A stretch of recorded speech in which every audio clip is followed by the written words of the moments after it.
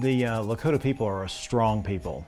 God made them that way. He gave them a warrior spirit, and because of that, they have persisted and they have hung in there against incredible odds. And we have gained a tremendous amount of respect for the strength and the human will that they have to survive against nearly impossible odds.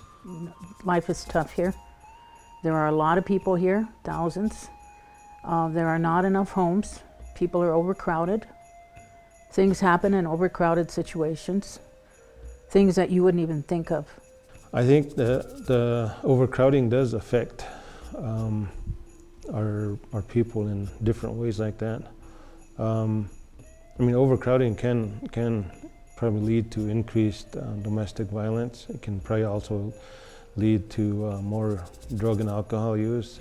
To see a people who have survived so long and have still hold on to hope, and they want to have a good life, they want the American dream, and it makes me sad to see people who are really trying when there are systems that are set up by other men and governments and institutions that keep them down and keep them from becoming all God created them to be. When we first got here, I might see somebody getting into my car at a shopping center, and we have eye contact, and I would say, well, have a nice day. You know, after being here even just a few weeks, I stopped saying have a nice day because there's not very many nice days here. I believe our reservation is short around of about 2,000 units, according to the last survey that they had done. But what we can document is that we have a need of 2,000 units. Can you imagine living in a house that was built for maybe 8, maybe 10 people, having 20 to 24 people living in there? Several generations, 3 or even 4 generations, jammed into these substandard houses. When you have a lot of overcrowding, then we have to address a lot of wear and tear on the units. And even in terms of moisture control on the units, well, if you get too many people in the unit, then it can affect development of mold on units. The Little Tiny House Project could really make a difference in our communities, in our families, and with our children.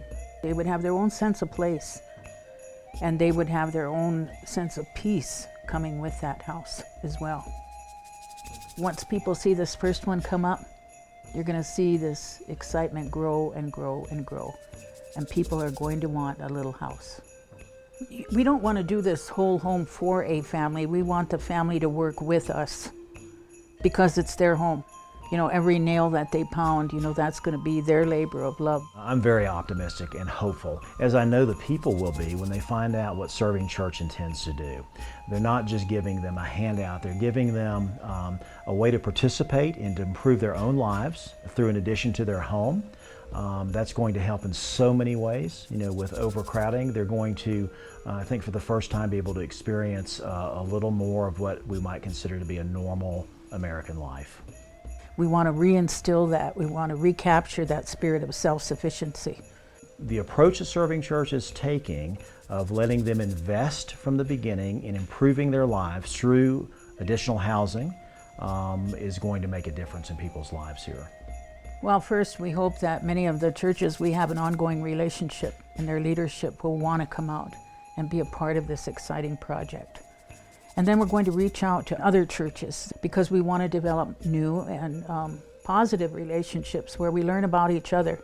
We'll see how much we're alike rather than how much we're different. We welcome people with open arms to help us improve the quality of life. It's helping us help ourselves. This has got to be a project where churches work right alongside the families. I guess I would say going into new situations can sometimes be intimidating, especially when you're working with a group of people that you don't know. And I think that you have to put fear aside and let God just kind of lead you and go, you know, go and make change.